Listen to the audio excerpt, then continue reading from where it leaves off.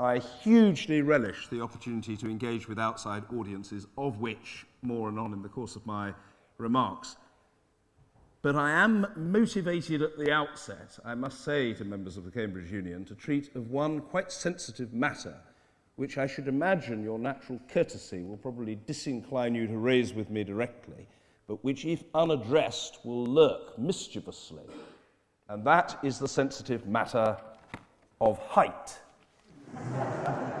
That I am the shortest man ever to be Speaker of the House of Commons.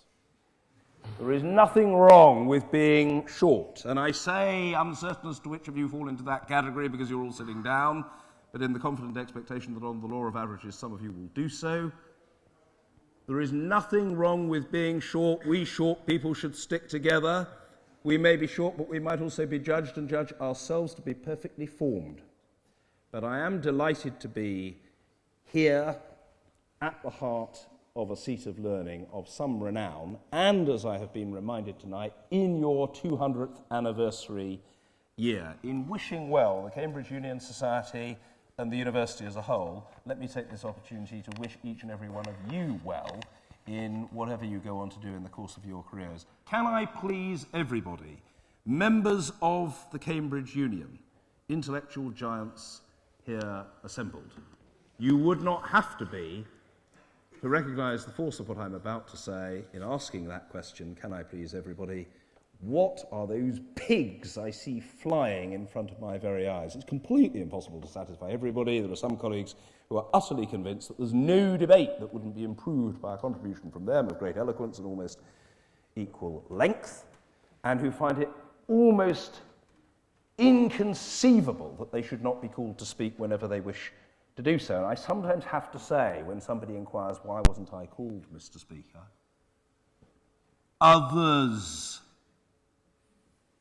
Which doesn't always resonate, but actually when you think about it, it's quite an obvious and simple point. There are others who also wish to contribute, and not everybody can speak in every debate on every occasion. The truth is that for decades Parliament had been ill-regarded, rather slothful, not very good at holding the executive, that is to say the government of the day, to account, and in need of substantial reform.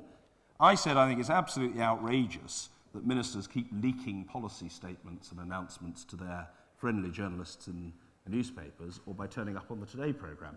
And now, whether I am successful in what I do is ultimately for other people, in the first instance my colleagues in Parliament, but ultimately for you and members of civil society to judge. But today, I had to tell off a Labour member, a genuine and principled Labour member, who was unspeakably angry about the situation in the northeast of England with the steel and coking plant being closed. He was very emotional and very upset, but he was screaming at the minister. And I said, Mr. MacDonald, I cannot have a situation where a member is yelling at the minister at the top of his voice. You must calm yourself, man.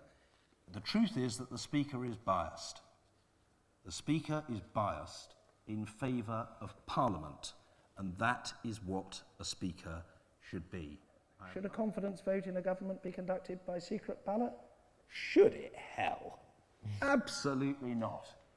The argument that was made back in March, at very short notice, was intellectually deficient. It was not powerful. It was open to criticism. But also, those who so machinated made a bit of a mess of it because they lost. And on behalf of the Standing Committee, I'd like to thank you once again for coming all the way here to speak to us. Thank you.